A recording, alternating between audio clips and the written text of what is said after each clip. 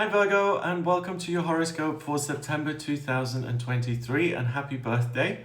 I'm going to give you a rundown of what the planets are doing in September to see how they're going to influence you and what you can kind of expect energetically. So at the beginning of the month, we've got Mercury, your ruler, that's in retrograde until the 15th of September, right? So the good thing about Mercury retrograde is that it allows you to see things differently. That's the plus side, that you're able to look into information which usually you'd find pointless or nonsensical, or you're willing to accept other points of view, and it really is a teachable time for you. The downside of Mercury retrograde is that you have those usual little annoyances when it comes to communication and transportation. So, the letter not arriving, or the bus being late, or your computer kind of crashing, it's those kind of things. So Mercury stays in Virgo in your first house all month. So I would say the first half of the month, continue to check all the information, dot the I's, cross the T's, make sure you read the fine print and double check everything. From the 15th to the end of the month, communication really returns to normal and your usual perspective returns. And it's a little safer to work with info. You don't have to double check everything. Also, we have the Sun and the transiting midheaven in Virgo in your first house. So the Sun is your identity. It's what you're striving towards on a conscious level. And it's in Virgo around your birthday. So first of all, you're going to feel a sense of ease. You'll feel that things are within your reach. They're workable, that you can understand things if you look at them enough. And the midheaven sitting on top of that, what may come up for discussion, like inner discussion, is who am I when it comes to my career and my working life identity? And am I happy with that? And that's a theme that's come up twice before for two of the other signs. But because this is your month, make sure that you consider things until the 15th and check out all your options, but refrain from taking long-term action or committing to something for a really, really long time. I would say until the 15th of September onwards, because you're going to be much more solid in your commitments, and it's less likely that you embrace things that you then later on kind of regret or want to get out of. On the 3rd of September, Venus, the planet of love and beauty and creativity, that goes direct. So Venus is a personal planet. The personal planets, plural, and their retrogrades are kind of important because they influence us specifically as individuals. Venus is about what we love and what we want to kind of build and create in future. And when Venus is in retrograde, same as Mercury retrograde, the perspective changes and you're willing to kind of commit to things and have relationships with people and things and places that you usually wouldn't. So with Mercury being in retrograde and Venus going direct on the 3rd, communication is still somewhat iffy. But when it comes to, this is a passion of mine, I want to start the new business or I want to start the new relationship, from the 3rd of September that gets easier. But if you really, really want to play it safe, wait until both personal planets are direct, Venus and Mercury, around the 15th. And then you're not going to have communication issues, nor are you going to have issues with falling in love with the wrong thing. On the 4th of September, we've got Jupiter, the lucky planet. That goes retrograde until the 30th of December. So Jupiter is about good luck and expansion and growth. And when it's direct, you see opportunities for good fortune in your external environment. When it's in retrograde, the good ideas come from within. And Jupiter is in Taurus at 15 degrees in your 9th house of travel and learning and exploration and making your life bigger.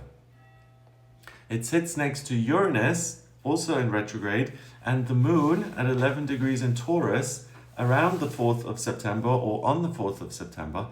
So you may get ideas, really practical, strong, specific ideas about this is where I should travel to, this is what I should study, and this is what I should do to make my life bigger and more expansive. So there's a sense of growth and opening up here. On the 14th of September, well, actually before that, so between the 4th and the 14th, we've got the moon and Venus sitting in Leo in your 12th house. So this is a time where you feel spiritually very supported and confident about what you can do in future. So everything is pointing in the direction of you learning something new, pursuing something that you've never experienced before, something completely different, right? And in the first 2 weeks of the month, when Mercury is still in retrograde, there is the opportunity and the chance to really experience something completely fresh that you've never experienced, and that could change your perspective for the better. On the 14th of September, we have a new moon, again in your sign, so it's your birthday month, and we've even got a new moon supporting you. A new moon is when the moon gathers a lot of energy so that it can restart or start its next 28-day cycle. And in this case, again, it's pulling in Virgo energy into your first house of self. So there's a great sense of self-acceptance and a comfortable feeling of I'm in the right place at the right time. The world is my oyster. And in between the sun and the moon, the transiting midheaven is also in Virgo at 19 degrees. The midheaven is a really good indicator of what your talents are when it comes to work and career. So Virgo allows you to make sense of things, right? With Mercury still being in retrograde, you're able to look at things which seem completely unfamiliar. And with the midheaven there, you're able to consider how you could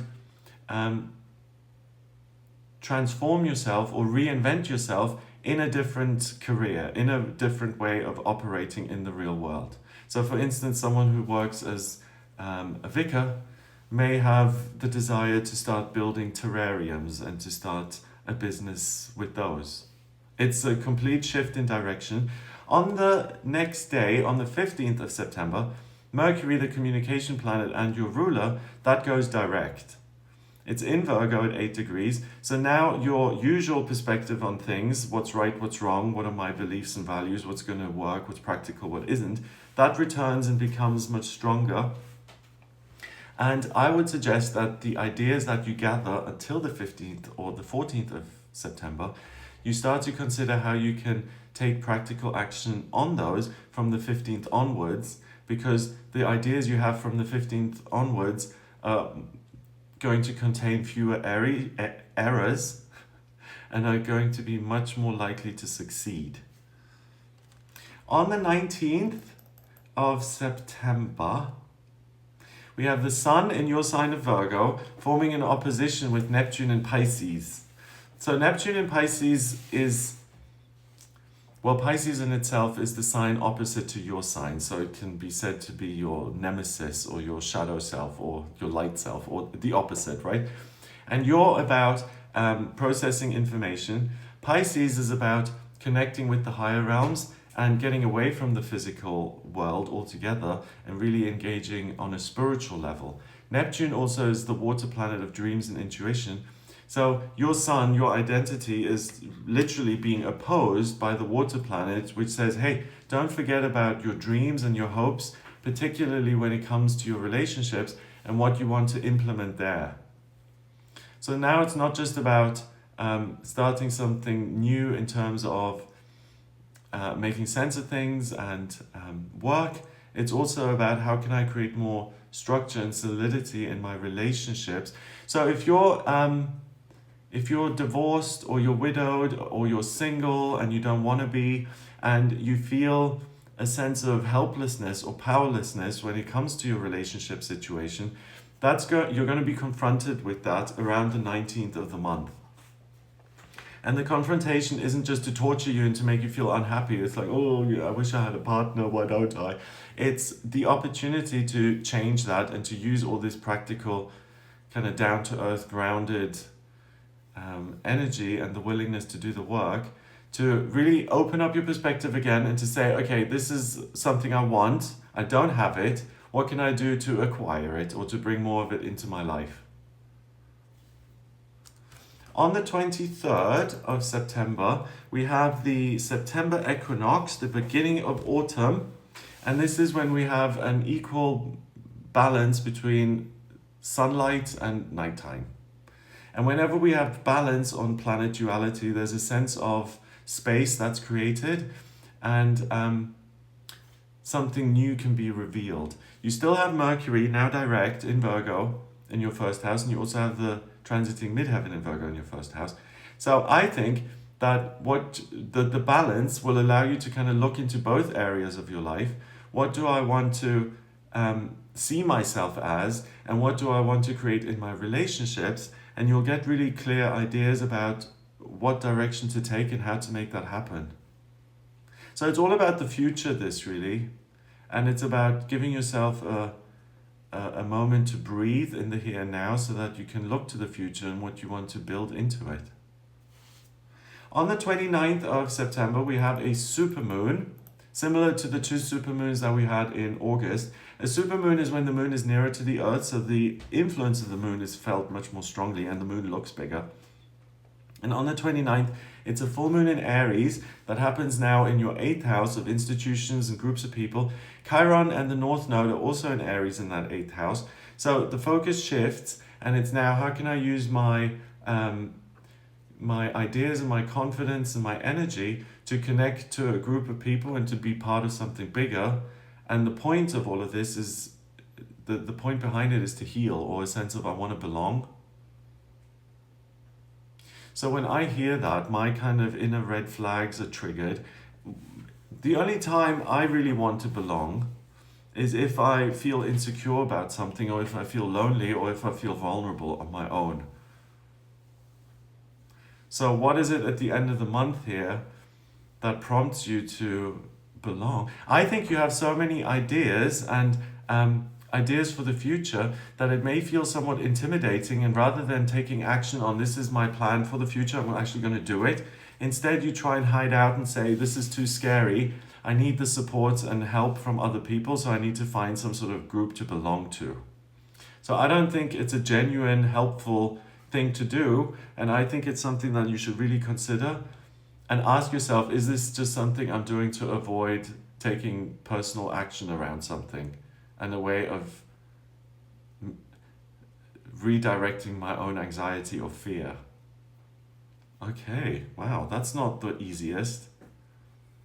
So, I mean, no one can answer that for you. You know, if you feel a pull to like be part of some sort of meditation group because you think they have all the answers, then no one can say that's right or wrong. But before you kind of leap in head first, ask yourself that question, is this an avoidance tactic, or is it something that I genuinely want to do?